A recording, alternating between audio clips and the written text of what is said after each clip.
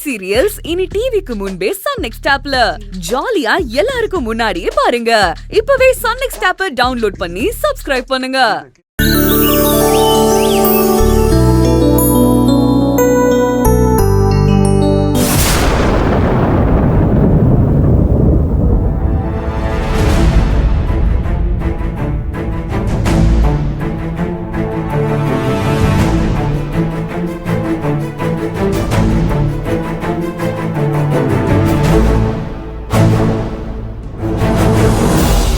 ஏய் நில்லு.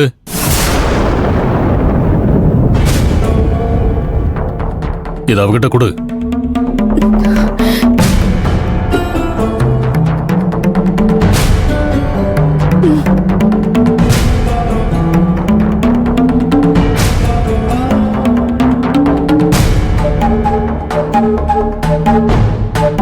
அந்த போட்டோல இருக்கிறவர் தான் மாப்பிள்ள. எல்லா விஷயத்தையும் பேசி முடிச்சிட்டேன். கூடிய சீக்கிரம் கல்யாணம் பண்ணிக்க ரெடியாரு.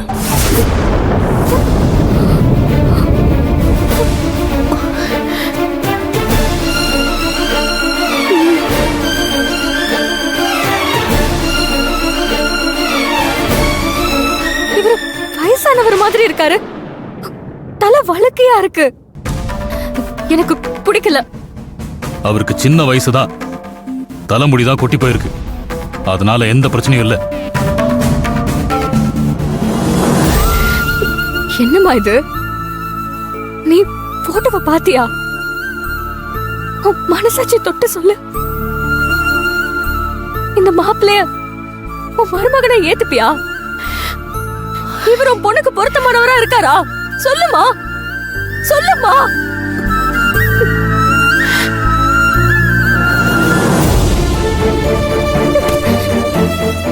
சொல்லுடா விக்கி, வேறதான் உங்க அக்கா கல்யாணம் பண்ணிக்கணுமா? அக்கா எனக்கும் பிடிக்கலதான். ஆனா அப்பா தான் பிடிவாதமா இருக்காரு.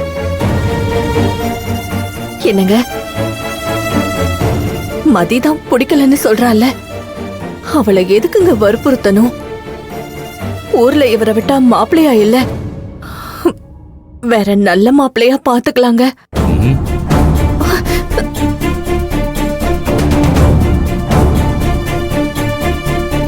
ஆமாப்பா, இந்த மாப்பிள்ள வேண்டாம்ப்பா. அப்புறம் என் ஃப்ரெண்ட்ஸ் எல்லாம் கல்யாணத்துக்கு கூப்பிட முடியாது. பொங்கல் தீபாவளி விசேஷத்துக்கெல்லாம் அக்கா மாப்பிள்ளையோட வீட்டுக்கு வரும்போது அக்கம் பக்கத்துல எல்லாம் வேடிக்கை பார்ப்பாங்கப்பா. ஓரளவுக்கு ஸ்மார்ட்டா இருந்தாதான் என்னால மாமான்னு கூப்பிட முடியும். ஏய், உனக்கு பிடிச்ச மாதிரி மாப்பிள்ள பாக்கணுமா? ஏதோ கடையில பேண்ட் செட் வாங்குற மாதிரி கேட்டுட்டு இருக்க. பேசாம இரு, உனக்கு இதெல்லாம் புரியாது. ஏங்க அது இல்லங்க. ஏய், என்ன பேசுறீங்க? எல்லாருக்கும் பிடிச்ச மாதிரி மாப்பிள்ள பாக்குற வரைக்கும் இவ பொறுமையா இருக்க மாட்டா. அதுக்குள்ள இவ வீட்டை விட்டு ஓடி போயிருவா. நிறுத்துங்கப்பா. நான் தான் உங்களை மீறி எதுவும் பண்ண மாட்டேன். நீங்க பாக்குற மாப்பிள்ளை தான் கல்யாணம் பண்ணி சத்தியம் பண்ணிருக்கல. அப்புறம் ஏன்பா மறுபடியும் என்ன கேவலப்படுத்துறீங்க? அப்படின்னா அந்த பிரவுன் சட்டக்காரன் யாரு? நீங்க யாரு கேக்குறீங்க? எனக்கு தெரியாதுன்னு நினைச்சியா? மகிழினியோட போக வேண்டான்னு டூ வீலர் வாங்கி கொடுத்தா நீ வேற எவனோடவோ ஜோடி போட்டுட்டு வண்டி ஓட்டிட்டு இருக்கியா? அவனை மடக்கி பிடிச்சு 4 அறவடலான் தான் வந்தேன். ஆனா ஹெல்மெட் போட்டிருந்ததுனால அவனை பார்க்க முடியல. அதான் ஆஸ்பத்திரி வரைக்கும் அவன் பின்னாடியே வந்தேன்.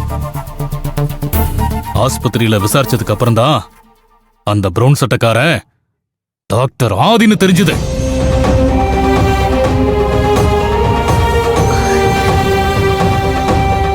ஆஸ்பத்திரியில வேலை செஞ்சா டாக்டரோட ஊர் சுத்தணுமா? அவன் எவ்வளவு பெரிய பணக்காரன். அவனோட உனக்கு என்ன பழக்கம்? இத பாரு, பணக்காரங்க சகவாசம் எங்க கொண்டு போய் விடுன்னு தெரியுமா உனக்கு? அதுவும் ஒரு வயசு பொண்ணு. நீ அவன் கூட பழகிட்டு இருக்கியே, பாக்குறவங்க என்ன சொல்லுவாங்க? அவன் என்ன நோக்கத்தோட உங்ககிட்ட பழகுறான்னு உனக்கு தெரியுமா தெரியாதா? ஆதியை பத்தி தப்பா பேசாதீங்க.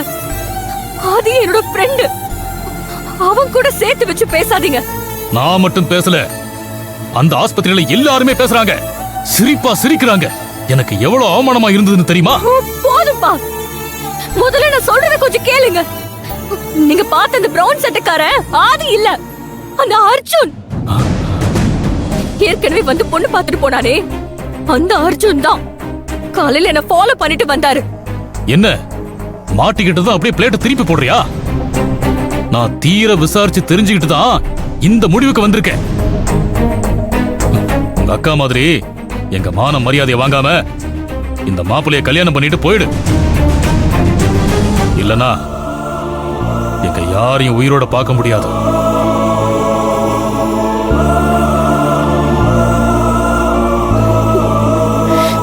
அட கடவுளே, அக்கா சம்மதிக்கலனா அப்பா என்னையும் விஷம் வச்சு கொன்னுடுவாரா? ஐயோ, மதி, நீ வரதுக்கு முன்னாலேயே நான் அவர்கிட்ட பேசி பார்த்துட்டேன்டி. ஆனா அவரு ஒத்துக்க மாட்டேங்கிறாரு மதி. வேற வழியே இல்லடி. நீ அந்த மாப்பிள்ளையே கல்யாணம் பண்ணிக்கோடி.